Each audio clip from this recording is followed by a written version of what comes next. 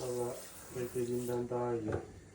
Özellikle şu damarların takibi, derzler, porselenin kalitesi çok iyi.